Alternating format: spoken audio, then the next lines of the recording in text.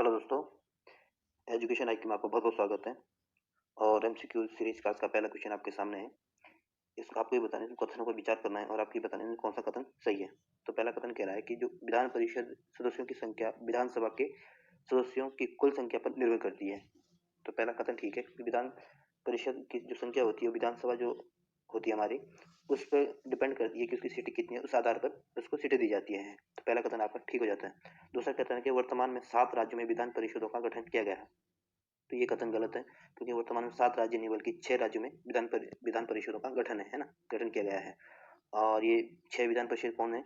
आंध्र प्रदेश है, उत्तर प्रदेश है, बिहार है, कर्नाटक है, महाराष्ट्र है, तेलंगाना है। तो याद रखना ये कौन है? 6। एक बार फिर बोल रहा हूँ मैं, आंध्र प्रदेश, उत्तर प्रदेश, बिहार, कर्नाटक, महाराष्ट्र और तेलंगाना। इससे पहले जम्मू कश्मीर था, लेकिन जम्मू कश्मीर अब विधान परिषद नहीं है ना, क्योंकि वहाँ वो दोनों उसको जम्मू और लद्दाख दो केंद्र शासित प्रदेश बना दिए गए हैं ना, तब से ये 7 से 6 हो गया है।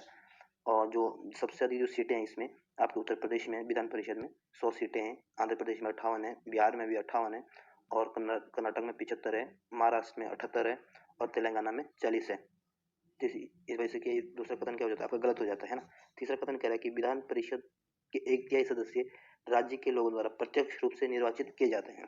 तो ये कथन भी गलत है। जो विधान परिषद होती है, पहली बात तो इसका प्रत्यक्ष रूप से चुनाव होता नहीं है ना, अप्रत्यक्ष रूप से इसको जो इसके सदस्य होते हैं निर्वाचित किए जाते हैं। और जो 1/3 जो सदस्यों की जो बात यहाँ कर रहा है, ये प्रत्यक्ष रूप से नहीं बल्कि जो विधानसभा है उसके द्वारा इसको निर्वाचित किए जाते हैं। तो इस वजह से तीसरा कथन क्या हो जाता है? गलत हो जाता है। हाँ, प्रत्यक्ष रूप की जगह विधानसभा दिया हो जाता है, ये कथन ठीक हो जाता है। तो इस हिसाब से आपका पहला कथन ठीक है, दूसरा और तीसरा दोनों कथन गलत है, तो आपका ए आपका सही आंसर है। और जो विधानसभा के जो सदस्य की जो कुल संख्या होती है, उस राज्य की जो विधान सभा होती है, जो विधान परिषद होती है, किस कुल संख्या विधानसभा के सदस्यों की कुल संख्या के 1/3 से अधिक नहीं होनी चाहिए, है ना? और 40 से कम नहीं होनी चाहिए।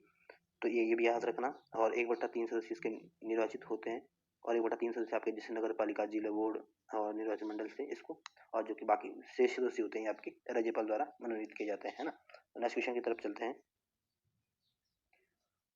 ये कह रहा है कि जो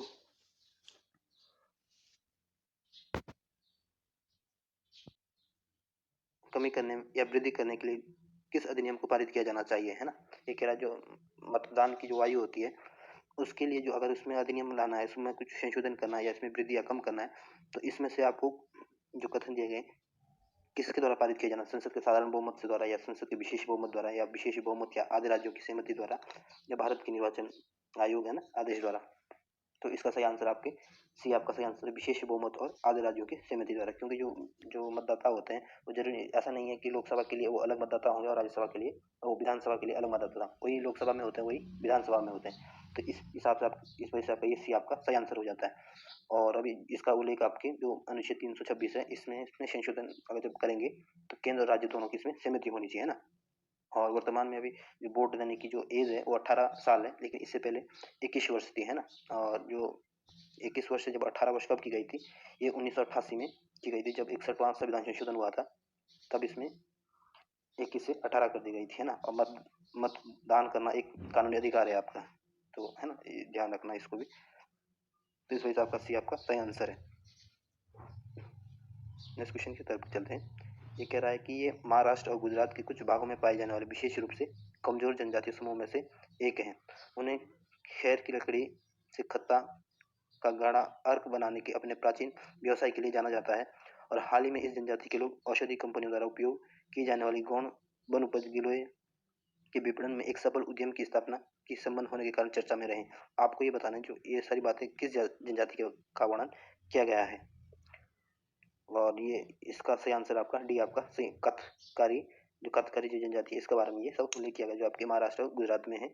और ये खैर लकड़ी की खत्ता जो होती है ना उसको गाढ़ा अर्क बनाने में प्राचीन व्यवसाय से जाना जाता है इसको, है ना। और इनका जो जो ये कृषक श्रमिक के रूप में काम करते हैं। तो डी आपका सही आंसर है। नेक्स्ट क्वेश्चन पर चलते हैं। ये कह रहा है कि निम्नलिखित में कौन सा कारण द्विसदनीय विधायिका को महत्वपूर्ण बनाते हैं।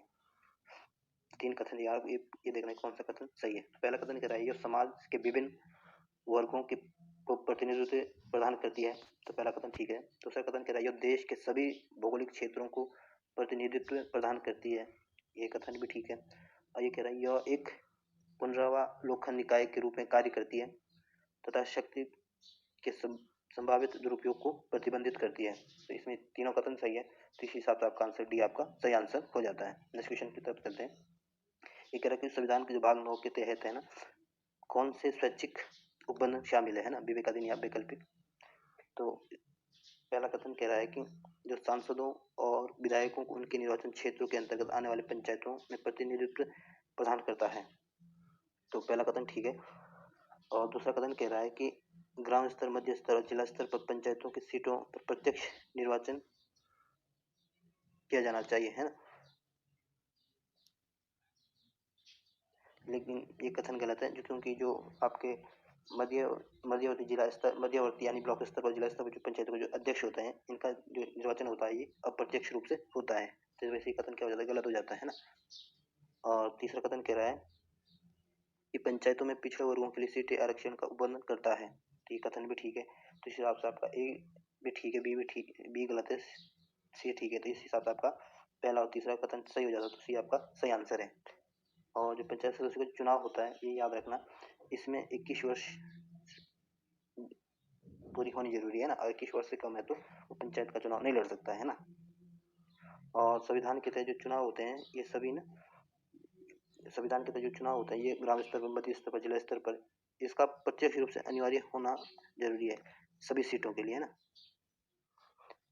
और जो लेकिन जो इसके क्या बोलते हैं, जो इसका अध्यक्ष होते हैं मध्यवर्ती स्तर पर और जिला स्तर पर, ये अप्रत्यक्ष रूप से चुने जाते हैं। तो दोस्तों आज की वीडियो को यहीं समाप्त करते हैं। अगर ये वीडियो पसंद आती है तो अपने दोस्तों के साथ इसको जरूर शेयर करें। धन्यवाद।